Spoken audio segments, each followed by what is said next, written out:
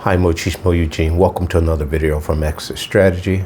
Please like, subscribe, share, give a thumbs up if you found this video helpful. Pass it on if you believe someone else will benefit from it. I'd appreciate that. Many people will believe that empaths are puzzles that need to be put together or solved or put in their rightful place. If most people who think this way would only put their pride aside, observe empaths in the way that God wants empaths to be observed, they would understand that they're in the presence of a beautiful thing, a beautiful human being that's created by God just as they were, but a human being that was created by God that has a great amount of self-awareness, a great amount of self-worth, just a great amount of understanding of certain things in the world. And it would seem that it is something that empaths do almost without even trying. I mean, with little to no effort. And I'll give you a couple examples of such a thing that I'm talking about. If you have ever noticed yourself as an empath, and you may not even be aware that you are an empath, and that if you have a strong amount of empathy and your empathy is on point for things that most people around you don't sense and feel in the way that you do, that in itself makes you an empath. It's not by your own design, but back to point, have you ever observed yourself being able to just, I don't want to say figure things out, but have an answer or a solution, not just an antidote, a solution that just seems to simply roll off of your lips and comes right off of the top of your head when other people are looking at you like, how do you know that? Or how did you know that? Or how did you figure that out? And you're not egotistical in this. You're not boisterous about it. You would look at them and just nonchalantly and say, you know, I just did. And that is one example of the giftings that God has given you as an empath. You are creators, you are builders, you are constructors of life and livelihood. You're not destructive, you're not destructors. But at the same time, you don't build upon things that are false, phony, and shady. You don't build people up with this illusion that everything is going to be all right. Empaths have an uncanny ability to be able to tell a person it's going to be all right and solemnly believe it. We know this because by experience, if we tell somebody something, most often it is something that an empath has experienced themselves, whether it be tragedy, setback, or whatever. Anybody and everybody can say the same thing, but when empaths say it, the receiver believes it in a whole different way. It is just something that is accepted most of the time. And so a vast majority of society are always trying to figure empaths out rather than just understand us. And when you say understand rather than try to figure us out, you have to understand most of society are in a narrative or a matrix of a mindset that they're not going to break out of anytime soon.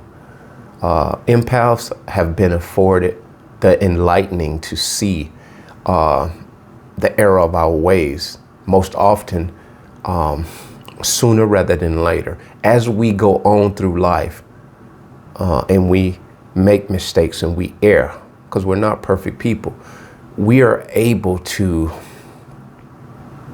get our bearings about ourselves.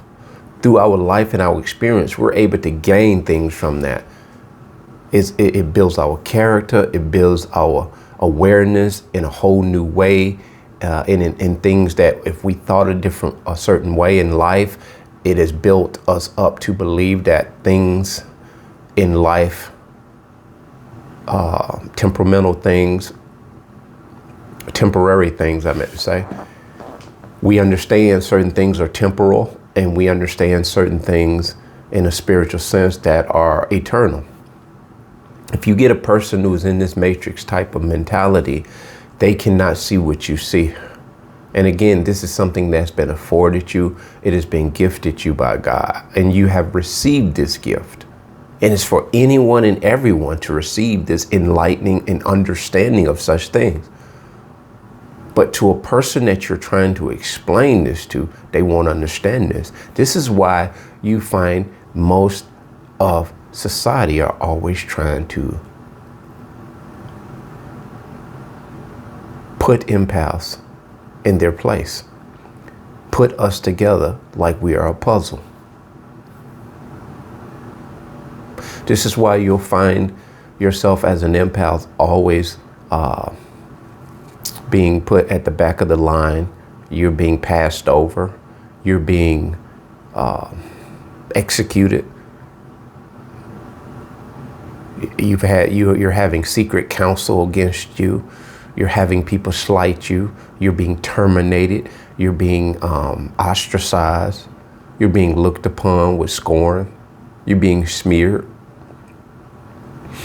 You're having your efforts be made secondary. You are the guinea pig for all of the BS. You are the butt of the joke. And so when you see this in the way that I'm expressing it to you, you understand that it's something about you that attracts people to you, but they don't want to understand you as you are. They look at you with skepticism because you're so genuine. They look at you with criticism and doubt, because that's a reflection of how they feel about themselves.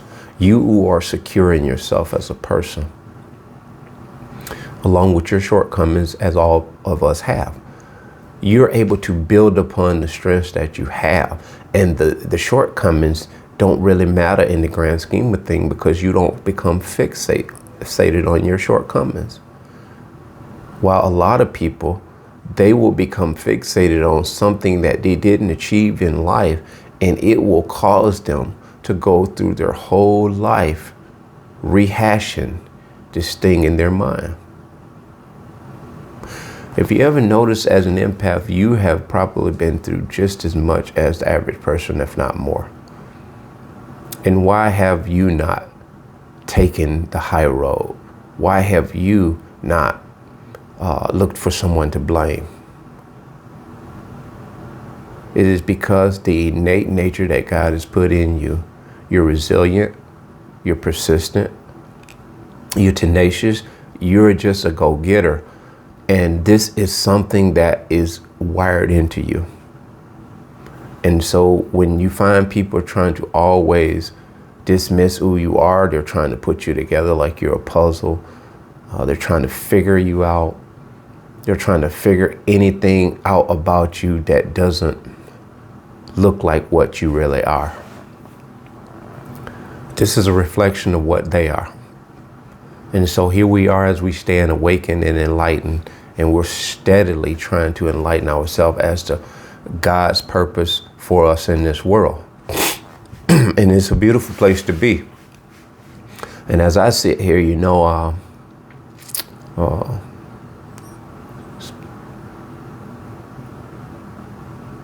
was trying to count the months. It's probably, this is February, March, April. We're going in about 8 months since I broke my foot. And I'm getting there. I'm about 70. maybe 70, 80%, if I had to just pick a number. But there are days when my foot aches more than others. But mentally, I'm in a beautiful place. And I'm financially, things are not what they should be. But I'll tell you, the whole point of me bringing this up is this is not something that I've not experienced before. This is not something new to me. And so when I reflect on the times that are past, God has consistently done the things that I didn't see him doing at the time. So looking back at those times when I was in pinches and I was in a crunch, and looking at how there was provisions made, there was things that happened in my life that trumped all of those things that I was going through. This is nothing different. So that's a whole nother part of being an empath. You don't wallow in the dirt long. You really do feel and sense God's presence that's for you rather than against you. And so it inspires you to just hang on and hold on. Not in a desperate way, but you just hang on and hold on. But while you're hanging on and holding on, you're consistently, continually trying to better yourself as a person and the people around you. So we're 4 months in here, almost into the new year. And I don't measure the years like I did in times past, because it's just not, I'm not on that timetable. I'm measuring life as it is, and it's a beautiful life. And this is because I see things that, you know, with the physical eyes that most of us can't see. I see things in a spiritual sense more than I've ever seen them before. And I believe the life that you're living right now, where you are, with what you have, the resources you have, that is the best that you can do. And that's probably the only thing in the here and the now that you are able to control. The things are right here in front of you. So anything that's going to happen in the future, tomorrow, or whatever, you're having to work towards that. But stay in the now, stay in the here. Do what you can with what you have right now. Just like my voice going out to you guys now, I'm using that voice to inspire and encourage you guys. Don't be dismayed. Don't be despaired by the situations that you're going through. Because if you're out of a relationship that was with a narcissist, I believe nothing in life can compare to your liberation and your freedom away from that situation. You know, you've lost people, loved ones, friends in life. I don't believe they even compare to the narcissistic abusive relationship. And having come out of that, you may not see it today. You may not even see it tomorrow. But if you continue to do what you can with what you have, where you're at, I guarantee you, you will begin to see the blessings and what God is doing in your life. They're for your good. They're for your good. And he wants the best for you. As an empath, that is what he designed you to be. And that is what he designed for your life. To be the best that you can be in spite of everything that you're experiencing in life. So we are the puzzle that many people are trying to put together, figure out. We are that person that many people are trying to put in their place.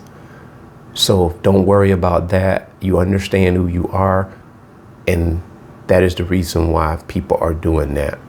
That being said, bless.